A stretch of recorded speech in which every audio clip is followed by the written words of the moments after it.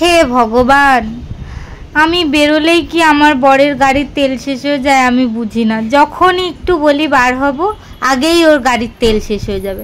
কীরকম রাগ লাগে বলো তো তোমরা। যাই হোক, আজকের ব্লগটা তাহলে এখান থেকে শুরু করছি। Hello and welcome back to my channel. আমি দিয়া, আর তোমরা দেখছো দিয়াস ওয়ার্ল্ড। দিয়াস ওয়ার্ল্ডের আরও একটা ছোট্ট সুন্দর ব্লগ নিয়ে তোমাদের সাথে দেখা করতে চলে এসেছি। আর এটা ছিল ভোটের আগের দিন, মানে আমরা হচ্ছে গিয়ে বেড়াতে যাব, এক জায়গায় যাব, তার জন্য একটুখানি কেনাকাটি, একটু শপিং কিছু বাকি ছিল, তো সেগুলোই করব বলে, যেহেতু ভোটের দিন সব বন্ধ থাকে তাই জন্য বেরিয়ে পড়েছে। আর এইখানে দেখো এই যে ভাঙাচোরা দোকানটা, এখানে আগের দিনই আমাদের এখানে একটা অ্যাক্সিডেন্ট হয়েছিল, এটা ভেঙে দুজনের গায়ে পড়ে আর তারা স্পট ডেট হয়ে যায়। আর একজনের তো অবস্থা খুবই খারাপ, 3 জনের এরকম হয়েছিল। তো আমরা যে রাস্তা দিয়ে যাই সেখান থেকে না গিয়ে বড়দিদের বাড়ির সামনে থেকে ঘুরে গেছিলাম, তার কারণ তো দোকান বন্ধ ছিল। আর এখানে দেখো ম্যাক্সিমাম দোকানই বন্ধ। মেয়ের জন্য নূপুর কিনবো বলে ঢুকেছিলাম, এখানে দিদি চলে আসলো। আর দেখো দোকানদারকে দোকান খুলিয়ে মেয়ের জন্য নূপুর কিনবো বলে চলে এসেছি। আর এই যে দোকানের লোক দিদি চলে এসেছে, ও উপরেই ল্যাবে কাজ করে, ওকে ডেকে নিলাম। তারপর দোকানদার দোকান খুলছে, তাকে দিদি বলে এই দোকানের রূপোটা খুবই ভালো, তো তাল দিতেই চলে গেছিলাম।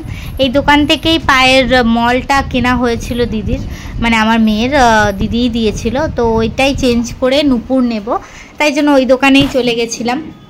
আর ওই দোকানে চলে গিয়ে দেখো আমরা নূপুর বাছাই করছি, কোন ডিজাইনটা নেব সেটাই ভাবছি। অ্যাকচুয়ালি খুব হ্যাভি টাইপের নিতে চাইছি না যে সব সময় পরবে, ওই জন্য ফাইনালি একই টাইপের এরকমই নূপুর সব জায়গাতেই থাকে, তো নতুনত্ব কিছু আমার আর চোখে পড়লো না, তাই জন্য আমরা নিয়ে নিলাম ফাইনালি এটাই। ওর বাবা বলল যে এই নূপুরটাই সুন্দর লাগছে, তো এটাই আমরা ফাইনাল করে নিলাম। তারপর আমরা চলে গেলাম বাড়িতে। বাড়ি গিয়ে দেখো আমি সেই দেখিয়েছিলাম তোমাদের দুটো শাড়ি নিয়েছিলাম, আমি সেই দুটো শাড়ি দিদিকে দিয়ে দিলাম। তারপর চলে এসেছি পার্লারে আইব্রোজ করতে। আইব্রো করে এই যে এখন আমরা বাড়ির দিকে রওনা দিচ্ছি। বাড়িতে রওনা দিয়ে তাল দিতে সব কাজ সেরে আমরা চলে এসেছি ক্যানিংয়ে। আর ক্যানিংয়ে এসে আমি একটা ফ্রন্ট ওপেন কুর্তি নিচ্ছি, কারণ মেয়েকে নিয়ে যাব, তো ট্রেনে লাগবে। এরকম সাদা টাইপের ড্রেস মর্নার প্রচুরই নেওয়া হয়, কিন্তু এই যে কবিগুরু আঁকা এরকম ড্রেস খুব কমই মানে পাই। আর ও তো যেহেতু গার্ল, এরকম নেব কি নেব না ভাবছিলাম, তাও ফাইনালি ভালোই লাগলো, নিয়ে নিলাম। এইটাই ফাইনাল নিয়েছি একটা ওর জন্য, ভাবলাম যে গরমের মধ্যে সাদা যদি পরে তো ভালোই লাগবে। তো তারপরে চলে এসেছি কেনাকাটি ডান করে কুর্তি এটা নিয়ে, তারপর চলে এলাম বাড়িতে। আর বাড়ি এসে দেখো আমার চুলের অবস্থা।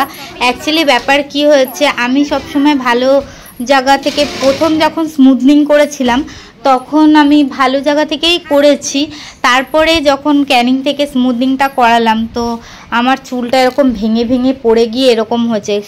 ঠিকঠাক জায়গায় সুন্দরভাবে করালে অতটা অসুবিধা হয় না, কিন্তু আমার দেখো চুলের অবস্থা খুবই খারাপ। আর নূপুরটা ওর দাদা দেখো, মানে ওর ঠাকুরদা পরিয়ে দিচ্ছে ওকে, আর মনা দুষ্টুমি তুখোর করেই যাচ্ছে।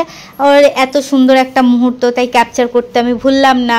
যাদের ঠাকুরদা ঠাকুমা আছেন বেঁচে, তারা সত্যি খুবই লাকি। এই আদর থেকে বঞ্চিত অনেকেই আছে, কিন্তু সত্যি আমার মেয়ে খুবই লাকি যে ও ঠাকুরদা ঠাম্মি সবার আদর পায়, সবার খুব কেয়ারিং পায়। যারা পায় না তারাই জানে এর কষ্টটা।